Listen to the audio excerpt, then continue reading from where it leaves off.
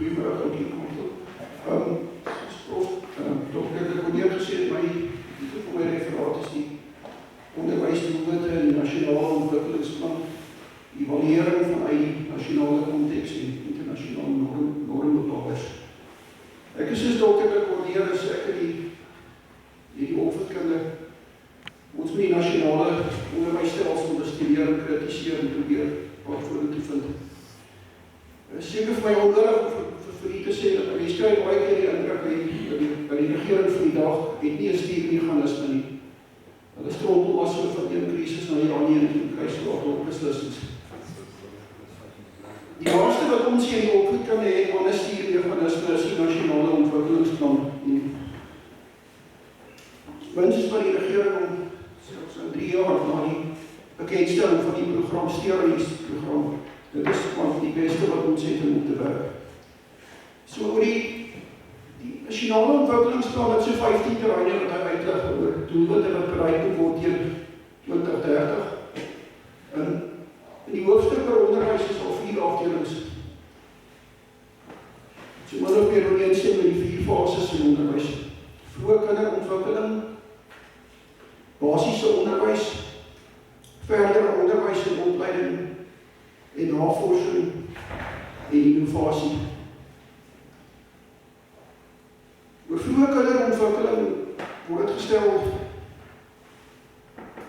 die doelwit is meer dividende in terme van 'n beter leervloei en 'n laer voorkoms van antisosiale gedrag in die samelewing. Die plan stel ook in die vooruitsig universele toegang vir voorskoolse onderwys vir die primêre onderwys van 'n geheel eerste lewensjaar.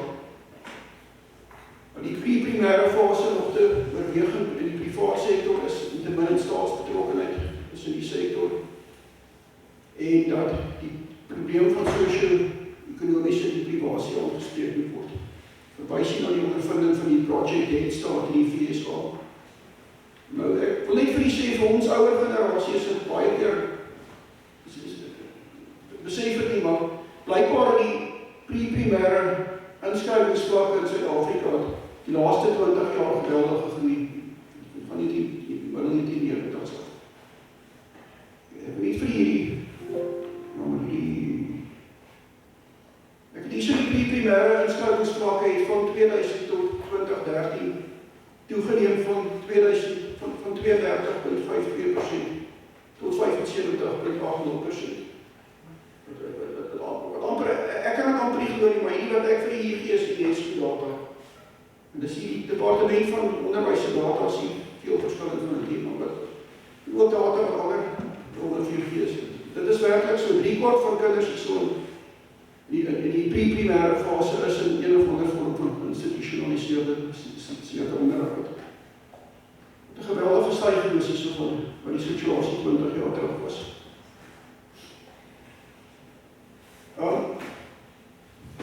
Ek kan gaan met al die ideale, ek wil net wys hierso oor die vroeë kinderontwikkeling wat die Project Head Start betref. Die probleem is al gee jy vir kinders op pre-primêre skoolfase verrykende programme en verrykende stimulasie en onderrig. Die wat uit laer sosio-ekonomiese strate kom. Die ervaring met die buiteland is dat binne 1, 2 of 3 jaar in die primêre skool ongelukkig word dit uitgewis. En nie weer daai groot probleem van die korrespondensie tussen die negatiewe korrelasie tussen sosio-ekonomiese afkoms en vorderings en prestasievlakke op skool. Oor die basiese onderwys vlak word dit gestel dat ons sit met 'n 97% bruto inskrywingsvlak vir 7 tot 15 jaar. En daar word 'n mikpunt gestel vir 16 tot 18 jaar moet die doelwit wees 83%. Dan word ook gestel dat die uitdagings op basiese onderwysvlak is nie soveel die kwantitatief uitbreiding en toegang nie, maar die uitdaging lê meer op die vlak van kwaliteit. Dit sluit in die verbetering van infrastruktuur, van retentievlakke, van prestasievlakke, van kurrikulum, van taal, van menslike hulpbronne, van 'n skoolbestuurstelsel en maar moet 'n onderlinge aanspreeklikheid tussen skool en gemeenskap wees vir die onderrig van kinders. Ek stem saam met die infrastruktuur, baie vir al die agtergelewerde skole moet verbeter word. Ons het hier net in 'n vorige referaat gesien van die 3% van kinders wat skool begin, vorder tot by 'n graad uiteindelik. So die retentievlakke is 'n probleem. Ook die prestasievlakke is, as jy kyk na die TIMSS-toetse wat byvoorbeeld hier afgelê word in Suid-Afrika, en die nasionale assesseringstoetse en baie ontmoedigende uitslae daar kom. Oor kurrikulum word dit gestel dat hierdie aanhoudende verandering van kurrikulum, daar moet meer stabiliteit en sekerheid wees en kontinuïteit wees. Ek kan nie sien uit die gehoor, daar's 'n breë gevoel dat mense hier ook kan sê amen. Ons weet in die opvoedkundige fakulteit wat elke keer met die nuwe termsdokumente en nuwe beleidsrigtinge kom op. Ons kan skaars voorberei om die studente op te lei. Ek weet nie hoe die onderwysers daar buite kan uithou met die voortdurende verandering van kurrikula en ook ander fasette van die onderwys nie. Ek kan dit amper nie glo nie, maar die nasionale ontwikkelingsplan sê in die taalgedeelte dat daar moet meer vordering wees in die bemagtiging van moedertaal vir eerste taalonderrig as medium van onderrig. As ek kyk na wat universiteite gebeur het sedert die bekendstelling van hierdie programme, sê ek heeltemal die antithese daarvan. Die taaldiversiteit is medium van onderrig op hoër onderwysvlak heeltemal gemarginaliseer word. Dan kan ek amper nie glo hierdie is die amptelike beleid dat op primêre en sekondêre skoolvlak moedertaal of eerste taalonderrig dan bevorder word nie. Hierdie laaste drie kan ek dieselfde sê, ek stem saam met die menslike hulpbronne moet wees altyd verbetering opskerp. Jy kan baie doen om skoolbestuurstelsels te verbeter en ook om die gemeenskap en ouers weer betrokke te kry by die skool. Ek wil net sê dat kwaliteit is 'n baie breë konsep, het sluit baie dinge in. Eers die artikel wat ek so 2 jaar gelede gepubliseer het in die Suid-Afrikaanse tydskrif vir opvoedkunde, ek kan ook voldoen so tot in die bekendste ek het aangesluit met die wat ook nou helaas mense. Het is baie moeilik om 'n eenduidige definisie van onderwyskwaliteit te kry, maar ek het hier Bergman se 20 jaar terug 'n mooi model bekendgestel van onderwyskwaliteit wat hy onderskei tussen 4 vlakke van kwaliteit, naamlik insetkwaliteit, dus die hoeveelheid hulpbronne en geld wat in onderwys geïnvesteer word. Proseskwaliteit wat ek net bygekom het, hele goed insluit. Uitsetkwaliteit, dis wat leerlinge dan presteer in hulle eksamens aan die einde van die stelsel. Produkkwaliteit is die verskil wat daai afgestudeerde persoon in die samelewing maak. Nie net in die sosiale en persoonlike opbrengskoers of inkomste by die persoon verdien, maar ook hoeveel sosiale kapitaal so 'n persoon skep en hoeveel onderwys bydra tot sosiale geregtigheid, tot sosiale mobiliteit, onderwys bydra tot die verdieping en die versterking van die demokrasie en ensovoorts. Oor proseskwaliteit, want dit sluit al hierdie goed in. Kwaliteit van die proses van onderrig en leer en onderwysinstellings kan mens afkeer van hierdie klomp elemente toe. Het gaan oor die kwaliteit van onderwysersopleiding, die onderwysers se inset, die onderrigmetodes wat hulle gebruik, die kurrikula wat hulle doseer, die leerder inset en die leermetodes. En as die onderwys werklik ophef, dan wil ek meer goed kyk as die kaart in die nasionale ontwikkelingsplan online is. Ek dink nie so wat vir al die onderwysers inset is. Dis nou die provinsie regering se eie erkenning. By baie skole word al net 3 tot 5 ure 'n dag gemiddeld onderrig gegee.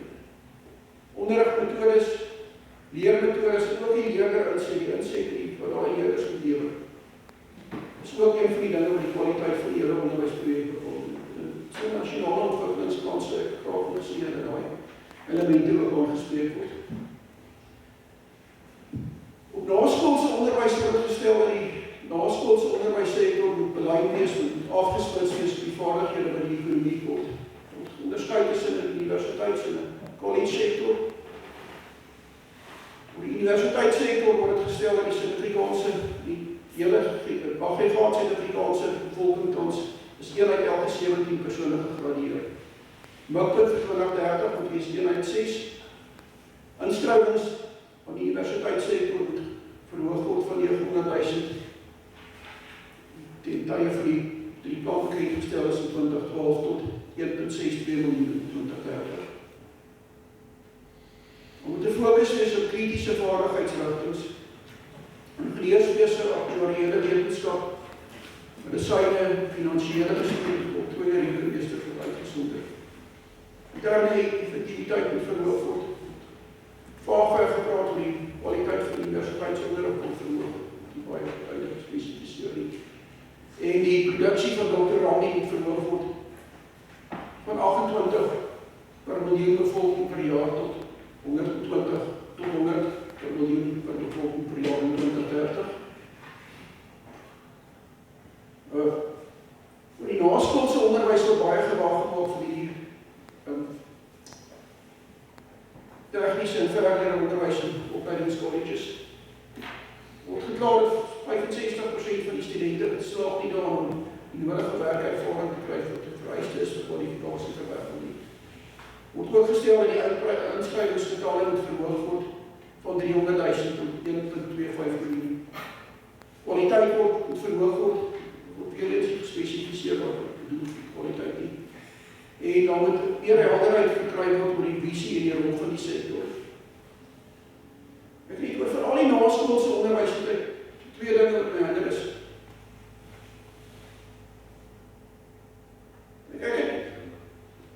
Eerstens, as mens praat hier van uitgoed soos menslike kapitaaltheorie, dan is dit so dat jy kan seker sê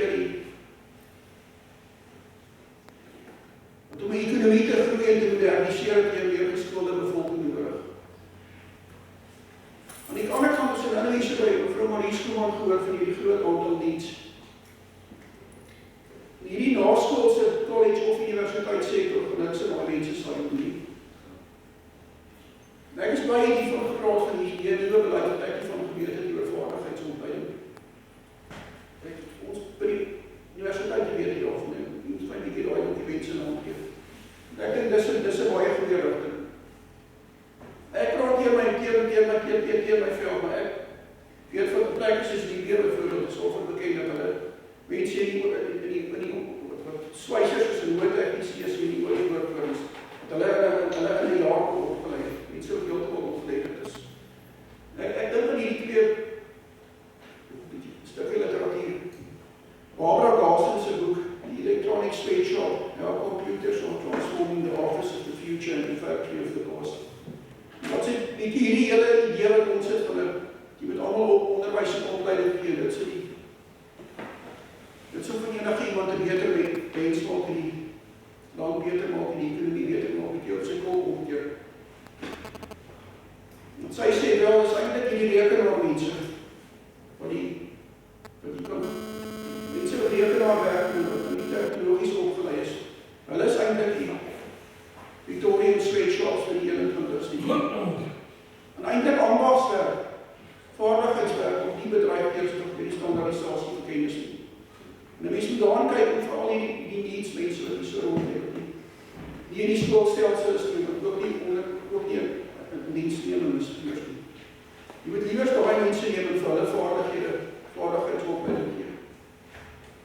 Soos ek het gesê dat my vak wat vergelyking om vir kinders is altyd die voorbeeld van Libië wat dit gedoen het. Jy kan ongeletterde mense of mense met baie wat jy in die skoolstelsel uitgesaak het. Jy kan vir hulle vaardighede in die jaar aanleer. Vir daai persoon selfrespek gee en 'n manier om inkomste te verdien. Dus wat sy ook eindig in haar boek sê, dat daai persoon kan leer om 'n produk te lewer, want hy kan sien sy hande werk, hy self dra by tot die verandering of hoe modewoord te gebruik het, transformasie van die wêreld. Nou baie in die lyn het die ekonoom van die Universiteit van Princeton, Alan Blinter, het 2006 geskryf in hierdie artikel. Die kritiese onderskeid in die toekomsgebied gaan wees tussen kennis en diens wat die kliënt kan aflaai van die rekenaar af. Die een kant en die wat jy nie kan aflaai nie. Ek bedoel nie so wat motors se engine reg te maak van yskas reg te maak vir die vaardighede wat jy nie kan, diens wat jy nie kan aflaai van die rekenaar nie. Ek is baie bly dat Christoffel hier gesê vir die begeleide vaardigheidsopleiding dit. Ek sien niks daarvan in die nasionale ontwikkelingsplan nie. Tweede ding wat my plan, die ander kant van die nasionale ontwikkelingsplan is veral nie op die hoër onderwys vlak. Die hele sin van onderwys te sien net in terme van die opleiding van vaardighede by die ekonomie kort. Ek meen en ek dink die meeste van die hierse sal met my saamstem, veral naskoolse enige onderwysstelsel, maar veral die universiteitssektor, te baie breër missie is dit. Ek praat hier van karaktervorming van die universiteit is 'n gewete van die samelewing. Die rol van die universiteit in die bewaring en die bevordering van kultuur. Die rol van die universiteit in die skep van 'n kritiese burgery van 'n volwasse demokrasie. In hierdie verband is dit vir my ook bekommerend waardig is, en ek dink die wat hier so sit met my saamstem, dat oor die hele bevordering van die geesteswetenskappe en die sosiale wetenskappe sien ek absoluut niks met die nasionale ontwikkelingsplan nie. En die laaste ding wat my bekommer is, ek weet ander hoofstukke in die nasionale ontwikkelingsplan gaan nie oor ekonomie en diensteenoor ekonomiese infrastruktuur, die skep van 'n volhoubare ontwikkeling, geïntegreerde inklusiewe plattelandse ekonomie, die posisie van Suid-Afrika in die streek in die wêreld, behuisingsnood, gesondheidsdienste, sosiale sekuriteit, bou vir veilige gemeenskappe, bevegting van korrupsie, verbetering van die kapasiteit van die staat, transformering van die samelewing. Ek kan nie dink dat onderwys is nie iets wat net op sy eie bestaan nie. Dat die hele sin van onderwys is om totaal nie goed by te dra. Dit is 'n baie komplekse interrelasie, maar in hierdie plan staan onderwys so in isolasie. Staan niks van onderwys byvoorbeeld by beide aan korrupsie te beveg en die kapasiteit van die staat te verbeter. Dit is die laaste ding van die hele plan wat my ook 'n bietjie in die hele ding met onderwys so in isolasie gesien word.